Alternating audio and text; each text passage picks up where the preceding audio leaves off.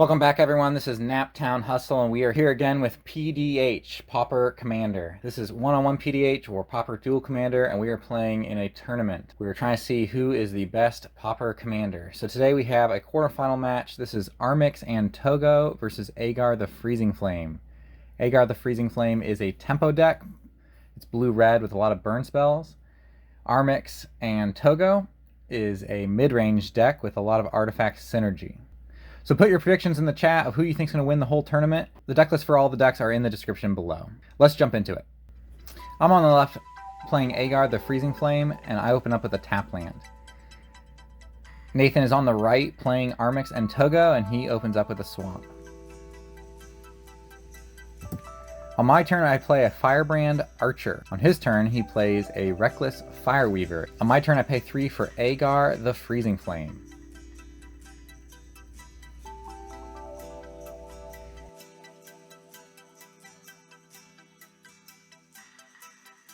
He pays 3 for a Filigree Familiar, gaining 2 life. I untap and draw and play a tap land as my land for turn, and then I pay 2 for an Incinerate, targeting the Filigree Familiar. This lets me draw a card, and he draws a card from the Filigree, and then he loses a life from the Firebrand Archer. I then pay 1 for a Ponder, and he loses a life for the Firebrand Archer. I attack for 3, and he takes it, going to 22 life. On his turn, he untaps and draws.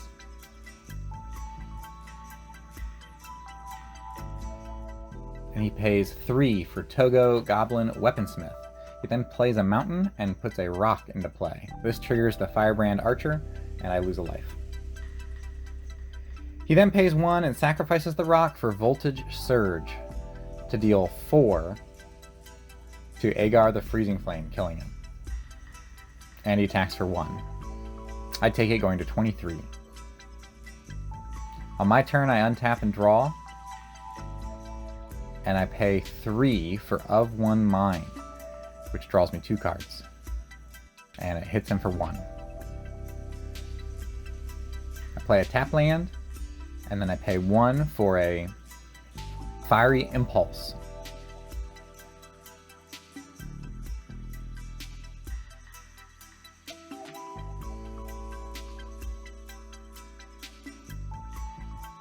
He untaps and draws,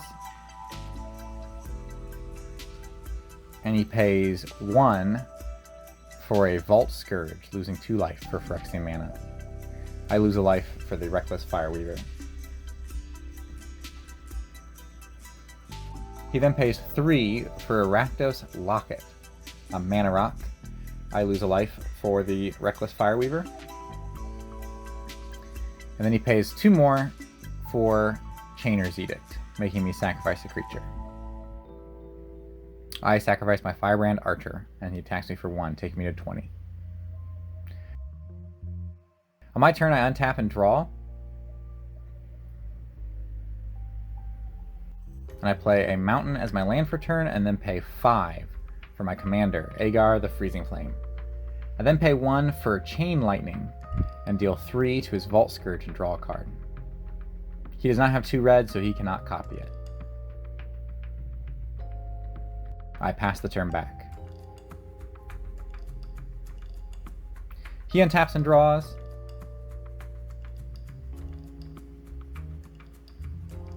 And he pays 4 to sacrifice his Rakdos Signet and draw 2 cards.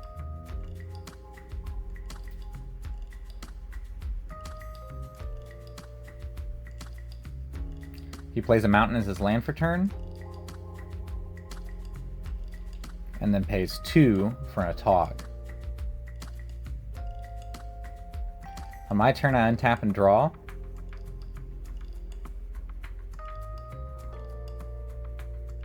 And I pay 1 for a Flame Slash, dealing 4 to the Atog, which lets me draw a card. I then pay 4 for a Scattered Thoughts, which lets me look at the top 4 cards in my library and put 2 in my hand and the rest in the graveyard.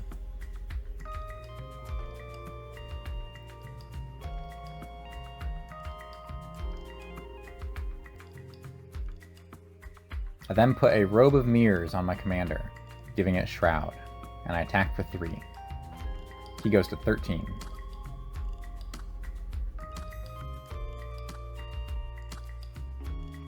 I play a tap land as my land for turn and pass back.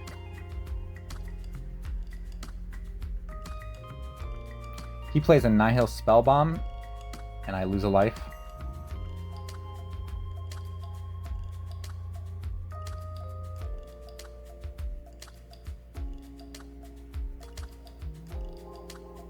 He then pays 3 for Armix Filigree Thrasher, and I lose a life for Reckless Fireweaver going to 18. And passes back. I pay Lightning Bolt, killing his commander, which he puts in the graveyard, and I draw a card. I then play Consider, looking at the top card. I choose to keep it there, and I draw it.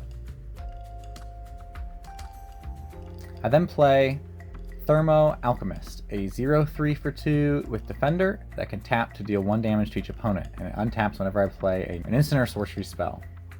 And I attack for 3, taking him to 10.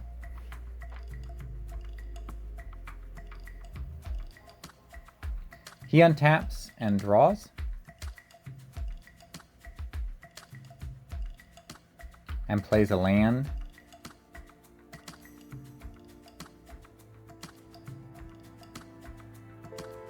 He then pays 4 for a Bone Picker. He pays 3 more for a Pestilent Kahari. I pay 1 to scred the Pestilent Kahari, drawing a card, and he cracks Nihil Spellbomb in response, exiling my graveyard and drawing a card.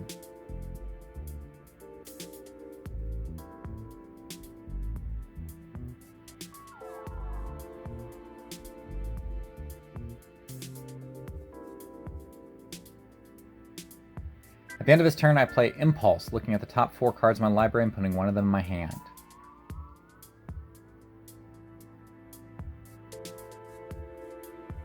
I untap and draw.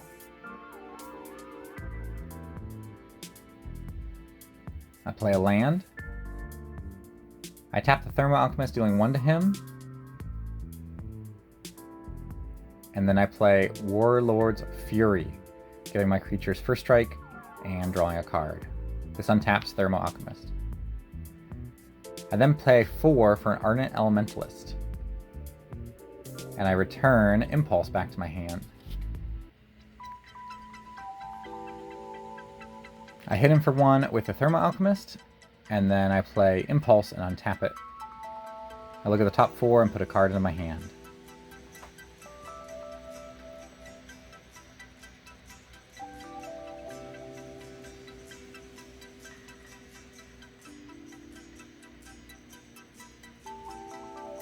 I then hit him for 1 again with a Thermo Alchemist, and then attack for 3 with my commander, taking him to 4 life. My commander had first strike, and that's why he chose not to block with the Death Touch Flyer. He untaps and draws.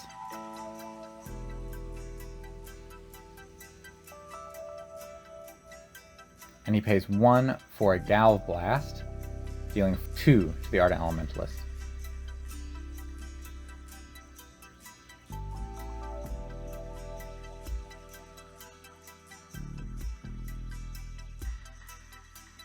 Then he pays 7 to flashback Chainer's Edict. I choose to sacrifice my commander, hoping to finish him off with the Thermo Alchemist.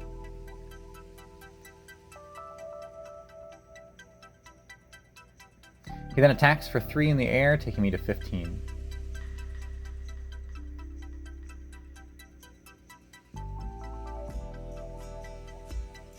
I play a Mountain as my land for turn, and then pay 2 for a Kessig Flame Breather.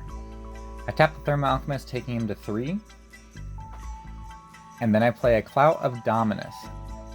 I showed this untapping the Thermo Alchemist, but it shouldn't. But it doesn't end up mattering. Kessig Flame Breather does 1 to him, taking him to 2.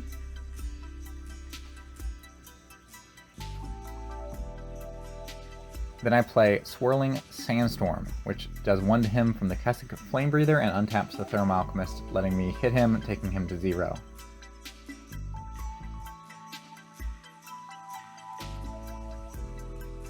And this ends Game 1 with Aegar the Freezing Flame beating Armix and Toggo. For Game 2, Armix and Toggo will be on the play. Nathan opens with a land and passes to me. I play a tap land and pass back. He plays a swamp as his land for turn, and then pays 2 for a Firebrand Archer, and passes back. On my turn, I untap and draw,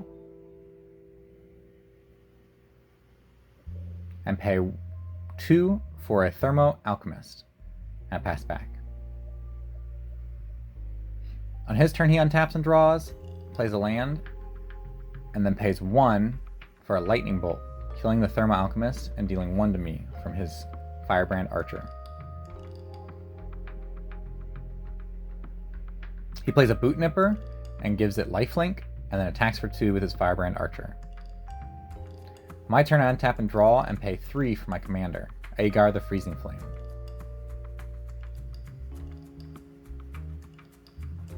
He untaps and draws and plays a land, and then pays 0 for a Welding Jar. He can sacrifice Welding Jar to regenerate an artifact.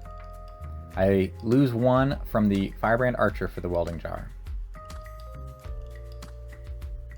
He then plays Devour Flesh, which makes me sacrifice a creature and gain 3 life. He attacks for 4 with the Firebrand Archer and the Boot Nipper, and he gains 2 life, taking him to 27 and me to 20. On my turn, I play a Preordain, scrying 2 and then drawing a card. I put both on bottom and draw. I play a Bounce Land as my land for turn,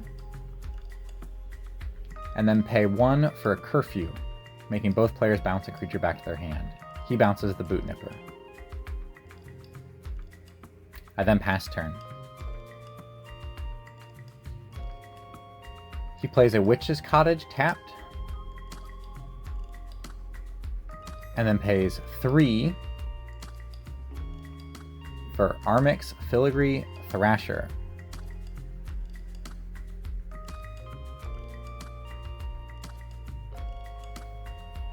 He pays 1 for a Bone Splitter, and I lose 1, going to 19. He then attacks for 2. I respond by playing Frostbite on his commander, and he responds by regenerating it. On my turn, I untap and draw, and I play a land, and then I pay 2 for an Incinerate, killing his commander.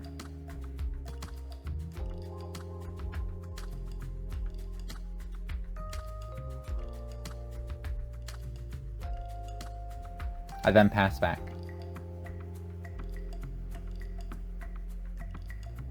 He pays 2 for a Sign in Blood. At this point, there's a mistake with the life totals. He should lose 2 life to the Sign in Blood, but we did not catch it. It shouldn't make a difference in the game. He then pays 3 for a Goblin Weaponsmith and plays a Mountain as his land for turn, getting a rock. He pays 1 to attach the rock to the Firebrand Archer, and then he attacks for 2, taking me to 15. At the end of his turn, I cycle a Lonely Sandbar, drawing a card. I then play Ash Barrens, searching my library for a basic land. And then I play Consider, looking at the top card of my library.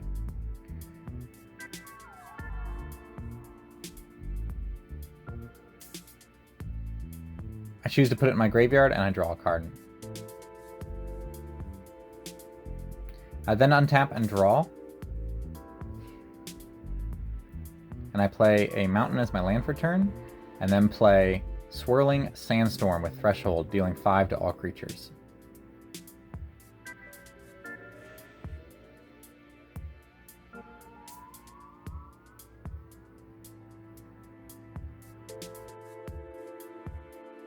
I then play Merchant Scroll for 2, searching my library for an instant and putting it in my hand. I pick Scattered Thoughts, and I pass the turn.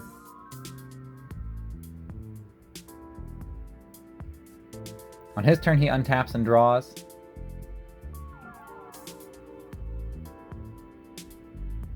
And he pays 2 for a Mind Stone. He then pays 2 for the Boot Nipper again, giving it lifelink. We realize that rock should still be on the battlefield, so we put it back. And he attaches the rock to the Boot Nipper. And passes back. On my turn, I untap and draw and play a mountain as my land for turn, and then pay 5 for my commander, Aegar the Freezing Flame. I pay 1 for a Clout of Dominus, giving it haste and shroud and +2/+2. And then I attack for 5 with Aegar.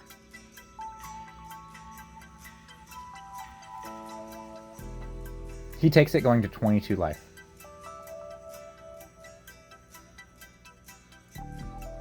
He untaps and draws, plays a swamp as his land for turn, and then pays 5 for Armix Filigree Thrasher.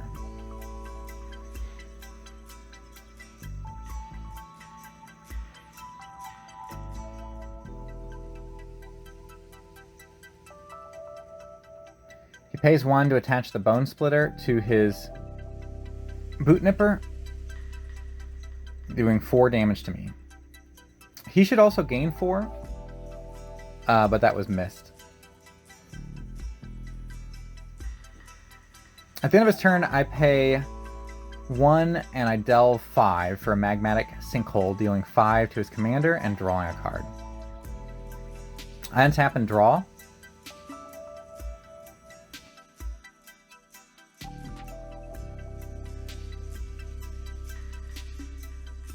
And I attack for 5 again, taking him to 17. And then play a Chain Lightning, killing the Boot Nipper and drawing a card.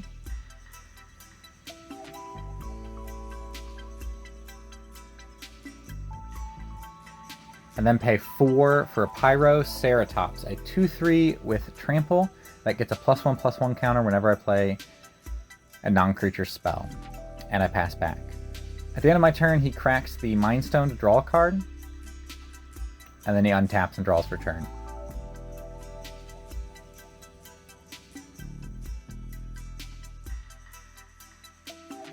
He pays 2 for a Reckoner's Bargain, sacrificing the Bone Splitter and drawing 2 cards and gaining a life.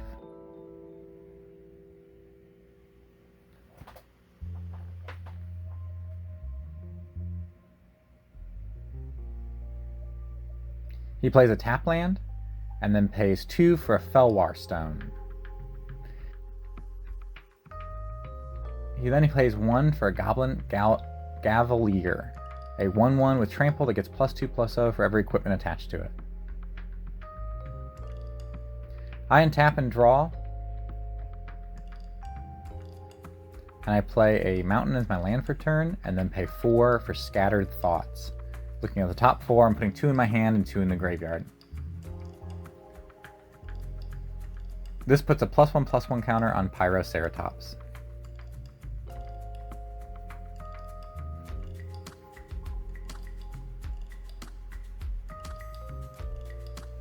And then play a Azure Fleet Admiral, a 3/3 with Monarch, giving me Monarch. And I attack for a total of 8. He blocks the commander, and he takes 3, taking him to 15.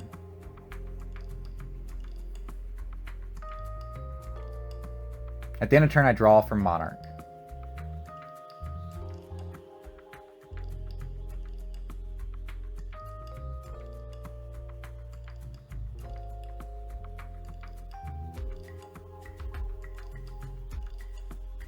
He pays 2 for a Diabolic Edict, and I sacrifice the Azure Fleet Commander. He then pays 5 for a Grey Merchant of Asphodel, doing 2 to me and gaining 2 to him, taking me to 9 and him to 17. He attaches a rock to it and passes the turn.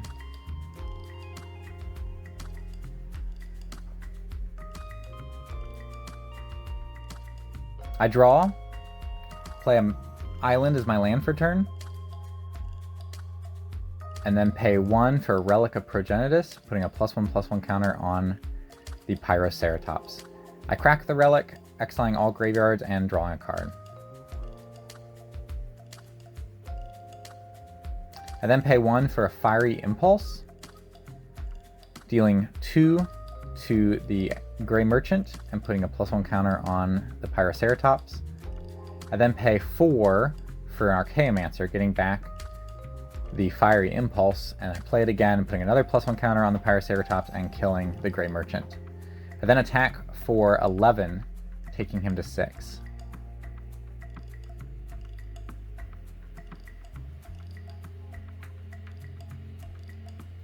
And I pass the turn.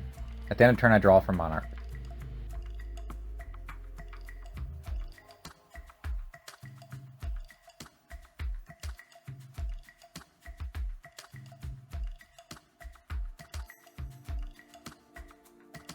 He pays 2 for a Champion of the Flame, and I counter it with a False Summoning, putting a +1 counter on Pyroceratops. He passes and I untap, and I attack with everything.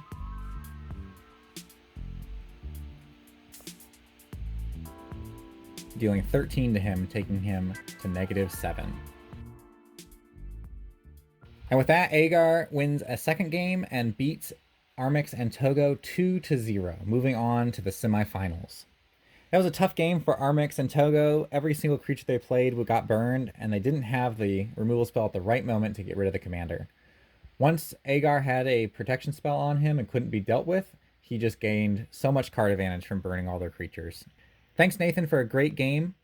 We have one more quarterfinal match coming up. That's going to be Disciple of Deceit versus Loyal Apprentice. Loyal Apprentice is a burn deck, and Disciple of Deceit is a control deck. So stick around for that next week. After that, we'll be moving on to the semifinals. Thanks for sticking around to the end. If you like this, please hit subscribe and like the video, and thank you for watching.